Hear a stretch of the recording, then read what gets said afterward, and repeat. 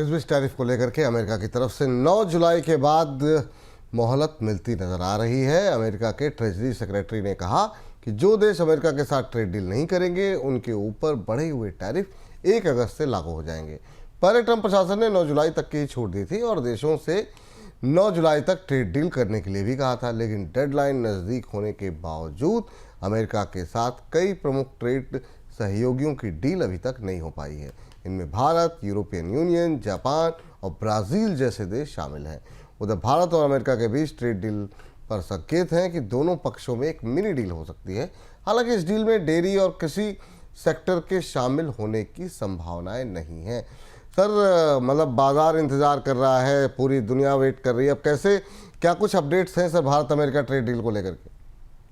देखिए, सबसे बड़ा अपडेट तो आज सुबह आया कि अब 9 जुलाई के तक की जो तलवार सर पे टंगी थी वो हट गई। जिस बात की संभावना थी कि डोनाल्ड ट्रंप जिस तरह से टैरिफ को एक हथियार के तरह और टैरिफ को एक ताकतवर रणनीति के तौर पर इस्तेमाल कर रहे हैं, तो वो किसी न किसी तरह से दुनिया के देशों को वार्ता की मेज पर समझौते के लिए बाध्य करना चाहते हैं, और वो भी अधिकांशतः अपनी शर्तों पर। और इसलिए कई समझौते चर्चाओं के करीब हैं। इससे भारत की भी चर्चाएं करीब थी, इसलिए डोनाल्ड ट्रंप ने इसको 1 अगस्त तक बढ़ा दिया है। तो भारत की परिस्थिति थोड़ी पेचीदा और उलझी हुई है। हालांकि एक तरफ एक कहा जा रहा है, लगातार ये संकेत दिए जा रहे हैं कि मिनी डील या छोटी डील हो सकती है, लेकिन अगर आप बॉडी लैंग्वेज समझें विपुल जी, भारतीय पक्ष की बातचीत समझें, भारत के वाणिज्य मंत्री के ताजे बयान देखें, तो वार्ताएं लगभग गतिरोध की स्थिति में है, टूटी हुई सी दिख रही हैं।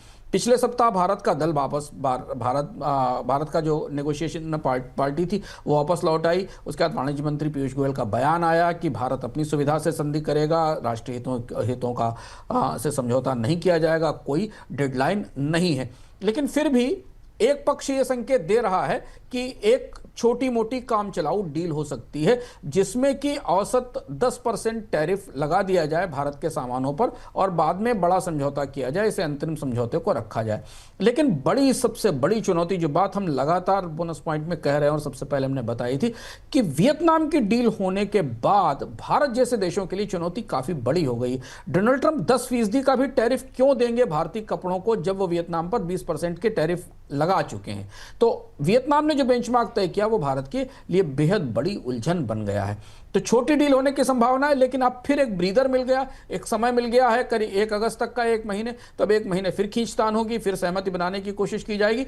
पर डोनाल्ड ट्रंप ने बेहद चतुरता के साथ बेंचमार्क्स तय कर दिए हैं और उनके नीचे डील कराने के लिए दुनिया के देशों को, या उनसे कम टैरिफ के लिए दुनिया के देशों को खासी मशक्कत करनी पड़ रही है। और इसीलिए भारत थकार कर, उलझ कर, अब इस डील को लेकर उसका उत्साह वैसा नहीं दिख रहा है। और सर, बाकी जो डील्स होनी है अलग अलग देशों के साथ, वहां पर क्या अपडेट है, वहां पर क्या स्थिति है? ज्यादातर जगह बातचीत लगभग फंसी हुई है, उलझी हुई है विपुल जी। जैसे यूरोपीय संघ को देखें आप, यूरोपियन यूनियन के साथ कोई किसी व्यापक समझौते की संभावना नहीं है। एक सहमति बनाने की कोशिश है।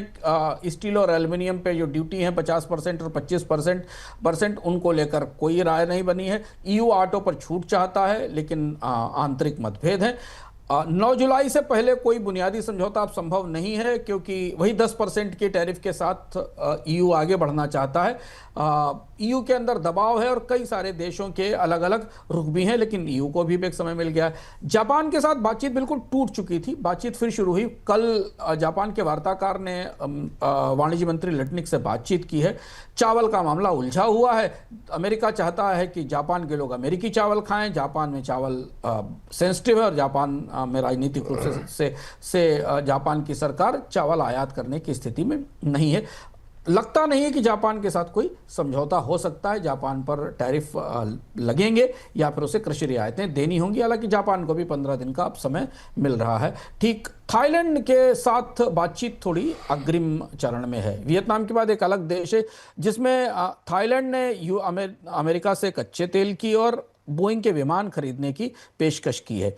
थाईलैंड ने यह भी कहा है कि वो जो अमेरिका के साथ व्यापार सरप्लस है $40 बिलियन का, उसे 5 साल में 70% तक कम करेगा। यहाँ एक समझौता हो सकता है, क्योंकि थाईलैंड की अर्थव्यवस्था पर अमेरिकी शर्त मानने का दावा है। थाईलैंड की अर्थव्यवस्था भी अमेरिकी बाजार पर बड़े बड़े पैमाने पर निर्भर है। ठीक है, ऐसी स्थिति इंडोनेशिया के। इंडोनेशिया तेल आयात करने को तैयार है, ऊर्जा आयात करने को तैयार है। $34 बिलियन के आसपास के निवेश समझौते पर हस्ताक्षर हो रहे हैं। इंडोनेशिया काफ़ी सक्रिय है बातचीत में, और इसलिए उसे शायद अमेरिका से कुछ रियायतें भी मिल सकती हैं। दक्षिण कोरिया अभी तैयार नहीं है बातचीत के लिए। 9 जुलाई की अब समय सीमा 1 अगस्त बढ़ा दी गई है। निर्यात पर छूट की मांग की जा रही है, कार, स्टील और अन्य चीज़ों पर। कोरिया के लिए अभी समझौते का ढांचा बन नहीं पा रहा है। ब्राज़ील के साथ समझौता हो सकता है। ब्राज़ील के साथ वीडियो कॉन्फ्रेंस पर बातचीत चल रही है। व्यापार संतुलन कम करने की कोशिश है। ब्राज़ील और अमेरिका के बीच एग्रीकल्चर को लेकर कुछ मामले उलझे हुए हैं। ये अपडेट दिख रहा है। सर, लेकिन अब यहाँ से यूएस की स्ट्रेटजी, यूएस की रणनीति क्या नज़र आ रही है, क्या दिखाई दे रही है आपको? कि अमेरिका को पता था कि व्यापार वार्ताएं इतनी लंबी चलने वाली प्रक्रिया की इतनी जल्दी समझौता नहीं हो सकता। इसलिए सबसे बड़ी चीज तो एशिया के देशों के लिए अमेरिका ने 20% के वियतनाम के टैरिफ को एक तरह से बेंचमार्क बना दिया है, और उसी के तौर पर आधार पर धमकियां, दबाव बनाने और नेगोशिएशंस की कोशिश की जा रही है कि वियतनाम जब तैयार हो सकता तो बाकी देश क्यों तैयार नहीं हो रहे हैं। दूसरी चीज ये कि ज्यादातर देश ये चाहते हैं कि कोई काम चलाओ समझौता कर लिया जाए। टैरिफ पता नहीं आगे रहेंगे कि नहीं रहेंगे, कोर्ट क्या कहेगी, तब तक थोड़ा टाइम निकल जाए, थोड़ा समय मिल जाए, और इसलिए सारे देश एक छोटी छोटी डील, अंतरिम समझौतों पर बात कर रहे हैं। दूसरा ये कि 100 के आसपास छोटे व्यापार वाले देश हैं जिनके साथ अमेरिका का व्यापार सरप्लस है। इन पर सीधे 10% टैरिफ लगाए जाने की संभावना है।